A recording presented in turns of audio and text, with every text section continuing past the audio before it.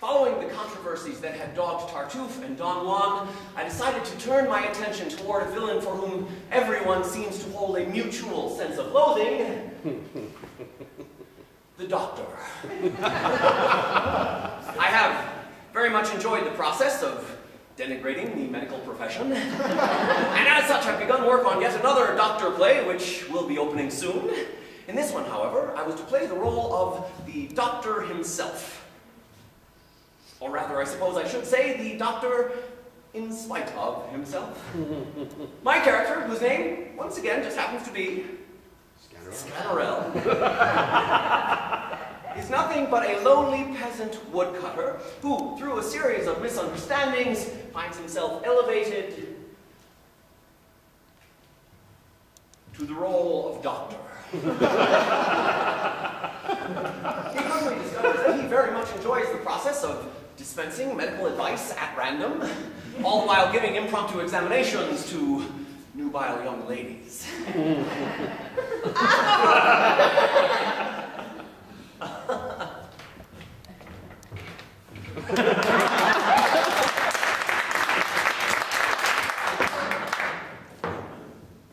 Claire. You are over 18, yes?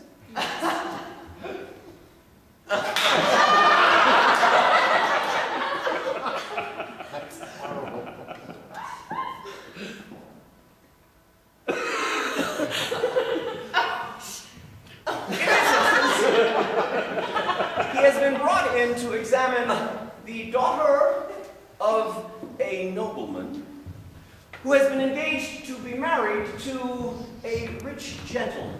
The daughter herself, however, has other ideas, and as such has pretended to a sudden inability to speak. The rich fiancé insists that he will not marry the girl until such time as she can speak again. Which always struck me as looking a gift horse in the mouth, as it were. A dumb wife seems to me a double blessing, and the more fool he who fails to recognize that fact. And so, having performed his examination, Scannerell here renders his diagnosis.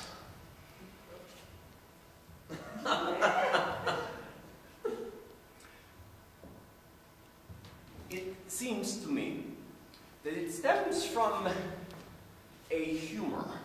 And from experience, we may presume her debilitation comes from out the gall. A state which comes from humors which we call unhealthy. There are vapors which arise from emission of the influence which dries from the onset of the maladies which sat in diseases which, you know... Do you know Latin? No, not a word. So, vapors by these humors are so stirred and pass from liver's region on the left unto the right where heart is left bereft. It happens that the lungs, which are in Latin armiam, send messages as they should flatten up to the brain, which we know in Greek is nasmus. And these messages will speak by virtue of an artery, in Hebrew, kubil. And this eventually will see to the vapors filling ventricles waylaid in mid-portion of the shoulder blade. And as these vapors, follow closely please, these vapors often carry on the breeze, and please, I beg you, pay your best attention. This breeze blows a most malign intention, and please, now follow this most close. It all stems from, you see, too big a dose. Acidity within the diaphragm forms a concavity which makes a dam, the edge of which may then begin to feel loose as Etherium keeps me loose, and that is why your daughter is now mute. Well, yes, that's true. You are, sir, most astute.